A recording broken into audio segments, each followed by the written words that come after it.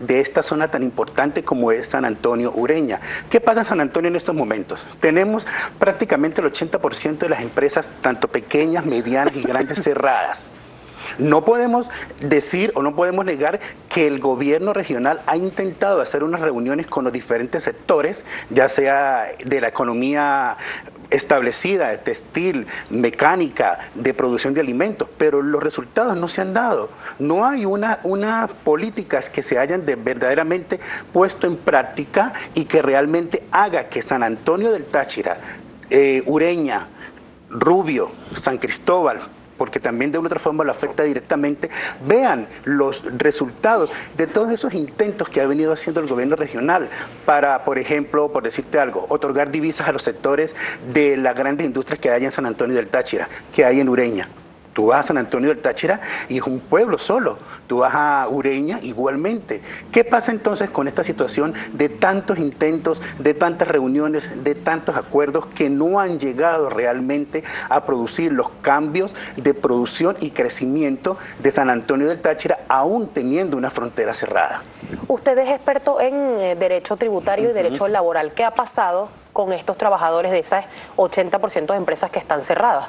Claro, fíjate que, por ejemplo, nosotros desde el Centro Novacet, que somos los que acompañamos a gran número de empresas en materia laboral, porque llevamos todo lo que es el procedimiento de obligaciones legales, y desde agosto que se cerró la frontera, para nadie es un secreto que muchas empresas que funcionan en San Antonio y en Ureña han tenido que apelar al uso de la mano de obra extranjera, en este caso Cúcuta, que está lleno más a escasos segundos, minutos, ¿verdad? Entonces, eso ha traído como consecuencia de que las empresas hayan tenido que cerrar porque no hay producción, porque no hay materia prima, porque no hay inversión. Los que trabajan con divisas no las reciben de ningún ente gubernamental, y eso ha llevado a que todas estas empresas, desde muy pequeña que sea hasta las más grandes, estén en crisis, y hoy en día esta es la fecha y ninguna de ellas ha arrancado. Ustedes, como especialistas y miembros de este Centro de Asesoramiento y Capacitación Empresarial Novasec, ¿se han podido reunir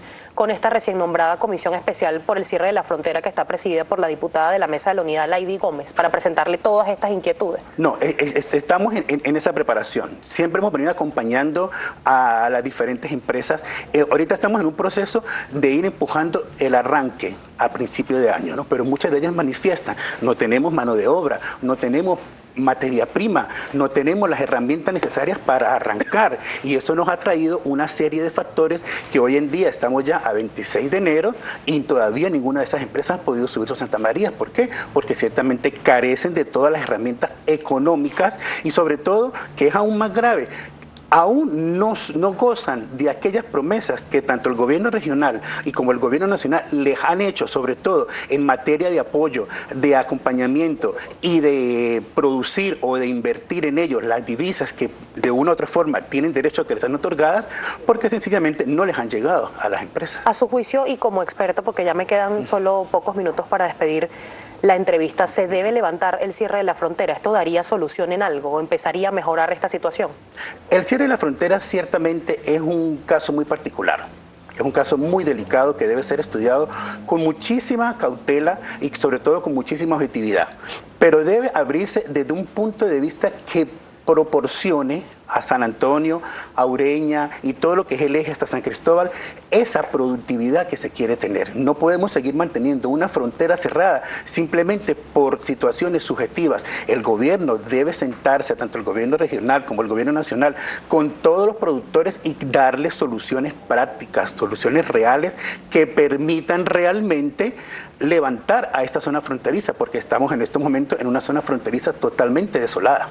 Ahora bien, quiero aprovechar porque hay una inquietud, como es especialista también en derecho tributario, hay una inquietud acá en nuestra cuenta en Twitter que la quiero compartir con usted, a ver si en algo pudiera también ayudar en lo que es este caso de frontera. @basta de petróleo le pregunta: ¿es posible reformar la ley del IVA y hacerlo un tributo exclusivo para invertir? ¿Se pudiera hacer? Todo es viable. En Venezuela, pues todo es viable siempre y cuando vaya en beneficio del pueblo. Ciertamente en este momento cuesta realmente colocar la modificación de la ley del IVA a un solo sector, porque ciertamente hemos pasado de un país que depende del petróleo a un país que depende de los tributos, ¿verdad? Porque no tenemos producción nacional en muchos sectores de la vida nacional. Ahora, ¿qué pasa? El gobierno, el Estado, por decir algo, ha tenido que recurrir a otra situación de ingresos que no es otro que los tributos. Y es por eso que cada día vemos que los tributos son los que vienen afectando a todos los venezolanos de manera directa e indirecta. Porque recordemos que los tributos se dividen en impuestos, en tasas y en contribuciones, y cada uno de ellos nos está afectando de manera desproporcionada. ¿Qué pasa, por ejemplo, para acotarte algo? Con las alcaldías de San Antonio, las alcaldías de Ureña, las alcaldías de Otoyo, ¿a qué han tenido que recurrir? ¿Por qué? Porque no les ha llegado el citado constitucional desde el año pasado, o inclusive algunas desde hace 2 años. Han tenido que recurrir a los tributos porque no hay producción. Por ejemplo, San Antonio ha tenido que recurrir a los tributos. ¿Y quién produce allá? Muchísimas gracias al abogado William Novoa, abogado especialista en Derecho Tributario y Laboral y además director general del Centro de Asesoramiento y Capacitación Empresarial Novasec. Muchísimas gracias por acompañarnos el día de hoy. Que tenga muy feliz